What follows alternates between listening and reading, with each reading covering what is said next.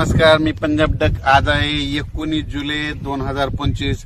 आज देखील दुपारी 3:30-4च्या नंतर तुमच्या बीड जिल्ह्यात कडाष्टी भागामध्ये चांगला पावसाला सुरुवात होणार आहे। म्हणून हे बीड जिल्ह्यातल्या लोकांनी, कडाष्टी तालुक्यातल्या लोकांनी, पाटोदा तालुक्यातल्या लोकांनी हे अंदाज लक्षात घ्यायचा। आणि बीड जिल्ह्यासाठी एक सांगू इच्छितो की आता 19, 20, 21, 22 परंतु तुमच्या बीड जिल्ह्यात दररोज वेगवेगळ्या भागात चांगला पाऊस पडणार आहे, पिकाला जीवदान ठरणार आहे। म्हणून खास करून हे बीड जिल्ह्यासाठी आनंदाची बातमी।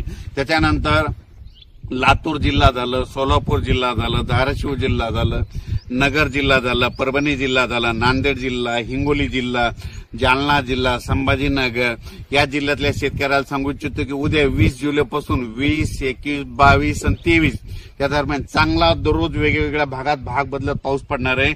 म्हणून हा अंदाज लक्षात घ्यायचा। त्याच्यानंतर आपण परत विदर्भाकडे वळू। आज आहे 19 जुलै 2025।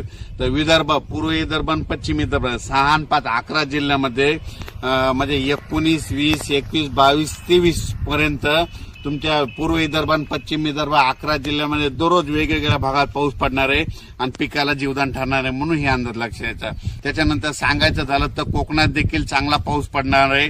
म्हणजे 19 जुलैपासून तर 23 जुलैपर्यंत चांगला पाऊस राहणार आहे। म्हणून हा अंदाज लक्षात घ्यायचा। त्याच्यानंतर उत्तर महाराष्ट्राकडे देखील सरीव सरी येत राहणार, म्हणून हा अंदाज लक्षात घ्यायचा। पण राज्यात सांगायचं झालं तर नगर जिल्हा झालं, जळगाव जिल्हा झालं, नाशिक जिल्हा झालं, त्याच्यानंतर बुलढाणा जिल्हा झालं, बुलढाणा ह्या भागामध्ये म्हणजे 22, 23, 24च्या दरम्यान तिकडल्या भागामध्ये चांगला पाऊस येणार आहे। म्हणून हे अंदाज लक्षात घ्यायचा। त्याच्यानंतर राज्यातल्या सर्व शेतकऱ्याला सांगू इच्छितो की खास करून पूर्व विदर्भ आणि पश्चिम विदर्भ की 25च्या नंतर 25 जुलै, 26, 27च्या नंतर विदर्भ, पूर्व विदर्भ, पश्चिम विदर्भामध्ये पुन्हा एकदा मोठा पाऊस येणार आहे। त्याच्यानंतर हे अंदाज त्याचा नंतर दिला ते।